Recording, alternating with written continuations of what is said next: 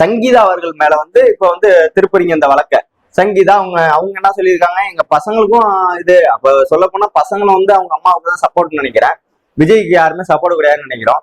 இதுல வந்துட்டு அவங்களோட தனிப்பட்ட கருத்தை சொல்லியிருக்காங்க. அது நீதிமன்றம் சொல்லும் தீர்ப்ப இவனுங்க வந்துட்டு என்னமோ ஜட்ஜி கிழிச்சு புடுங்குற மாதிரி இவனுங்க வந்து சொல்லிட்டு இருக்காங்க, விஜய் வந்து நல்லவரு, விஜய முடக்குறாங்க, திமுக அரசு தான் இதுக்கும் காரணம் அப்படிங்கிறாங்க. ஏன்டா நீ எல்லாம் உங்க ஆகிய பணக்கு தான் பிறந்தியா இல்ல வேற எதுக்கும் பிறந்தியா?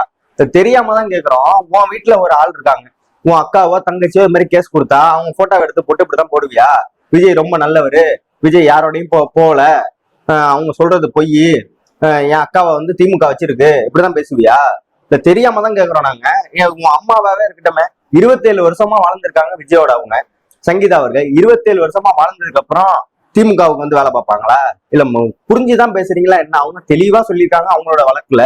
2021 இருந்து ஒரே வீட்டுல இருந்தாலும் தனித்தனியா வாழ்றோம், எனக்கு பல துன்புறுத்தல்லாம் இருந்துச்சு, அதெல்லாம் வந்து நான் சொல்லுவேன். அந்த இவங்களே சொல்ல, நடிகை யாருன்னு கூட சொல்லல, அது வந்து நாங்க 2வது தான் சேர்ப்போம் அப்படின்னு தான் சொல்லியிருக்காங்களே தவிர இன்னும் சொல்ல கூட கிடையாது.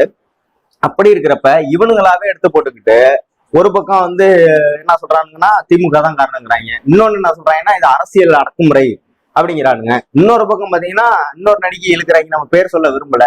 இது வந்து தேவையில்லாத செயல். இதோட இந்த தாவேகா தற்கொலைகள் நிப்பாட்டிக்கணும். இதுக்கு மேல விஜய் கிழிச்சு தொங்க விடுறது தான்.